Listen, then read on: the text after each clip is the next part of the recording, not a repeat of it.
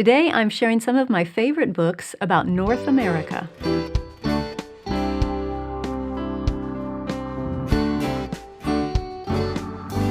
Welcome to the Simply Charlotte Mason podcast. I'm Sonia Schaefer. I really enjoy sharing good books with you. It's almost like introducing good friends. And the books that I want to tell you about today will give your child a great introduction to different regions of North America. North to south, east to west, and some in the middle. Let's start in the upper Northwest in Alaska. The Great Serum Race by Debbie S. Miller. When a deadly outbreak of diphtheria hit Nome, Alaska in 1925, the nearest antitoxin serum was far away in Anchorage. This is the story of how 20 teams of sled dogs braved blizzard conditions in a desperate relay race to save lives. Your child will learn about the indigenous people groups, the winter weather, and the cherished tradition of sled dog teams. I recommend it for grades 1 through 3. And remember, if you have older children, you can always ask them to read the book to their younger siblings. Next is Hey Canada by Vivian Bowers. 9-year-old Alice takes a road trip across Canada with her grandma and her cousin Cal. You can follow their journey with its starts, stops, adventures, and mishaps through every province and territory. The book is a collection of blog posts, tweets, photographs, and cartoon narrations. There's a map in the beginning that shows the route they take, and an index in the back to help you find specific locations. Be aware that the book does contain a few evolutionary comments, but they can easily be edited while you're reading aloud. Check your local library for this out-of-print title. I recommend it for grades 1 through 6. All right, let's come down the West Coast to California and read about The Song of the Swallows. This story by Leo Politi is all about the famous yearly return of the swallows to the Mission San Juan Capistrano. It centers around young Juan and the old bell ringer at the mission who tells Juan the story. Juan then prepares his own small garden, hoping that a family of swallows will nest there when they return. The book includes a song about the swallows and is a wonderful introduction to California's Latino heritage and mission culture.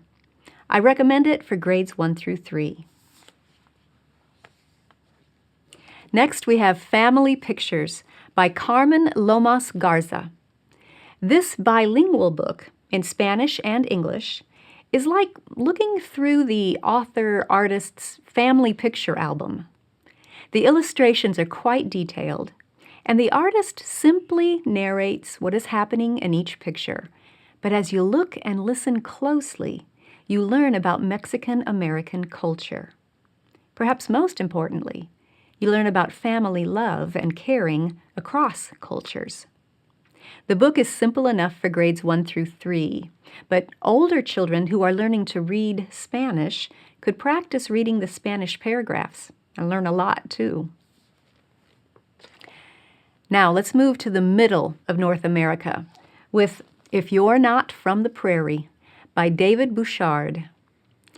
As I was reading this poetic book the first time and marveling at the exquisite pictures, I was thinking of the summers I spent in Nebraska at my grandparents'.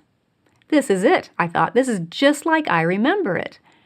And then I got to the end and read the short notes about the author and illustrator. They're both Canadian. And that's when I formed a relation. I made a connection in my learning. The prairie doesn't end at the border. It extends across the border and looks surprisingly similar in both Canada and the United States. Now, that fact seems so obvious when I say it, but this book helped make it a living idea of my own. And for that reason, I recommend it for all ages.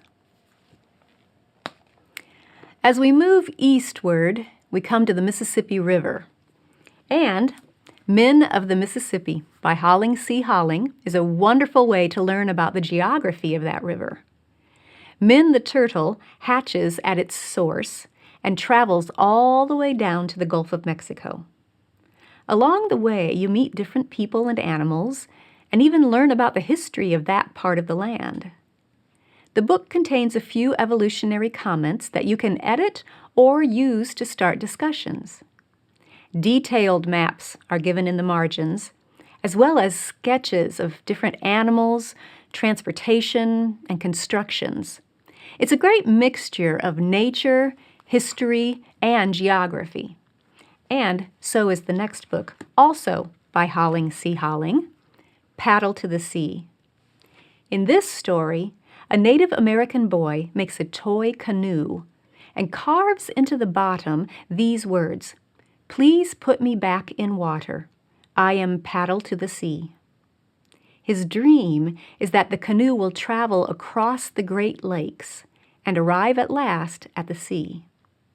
So the book follows the travels and adventures of the canoe as it is found by different people along the way and helped on its journey.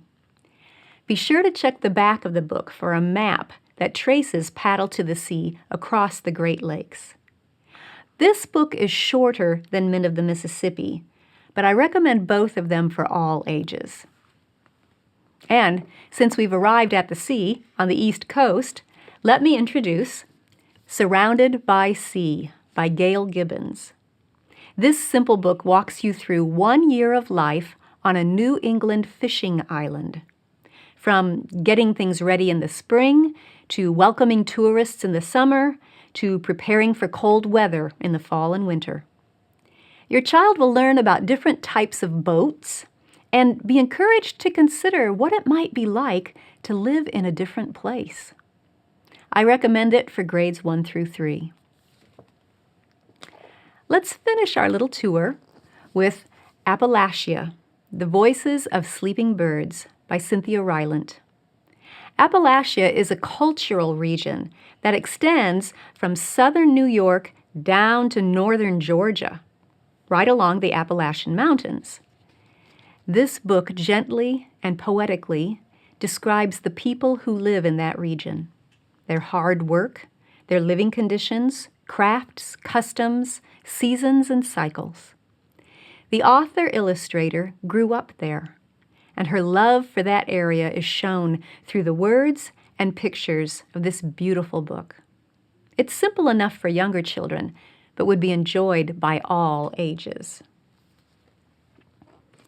Now, for those of you who live in America, as I do, let me throw in a bonus title. You're most likely familiar with the song America the Beautiful. Well, this book by the same name takes that poem by Catherine Lee Bates and mixes it with paintings by Neil Waldman. Each 2-page illustration is identified in the back of the book, where it tells each region of the United States that is pictured. The book focuses on the first stanza of the song, but the final page contains the music score and all 4 stanzas. It's a great way to summarize the vast diversity that covers this land. And for all of you who want to show your children the vast diversity that covers the globe, be sure to check out my 2 all-time favorite living geography books, Material World and Hungry Planet. Both of them are by photographer and world traveler Peter Menzel. I'll leave links to all of these books in the show notes. And if you'd like a ready-to-go guide that mixes these books with simple map exercises for an enjoyable year of study, check out Visits to North America. I'll leave a link to that guide too. Thanks for joining me. I'll see you next time.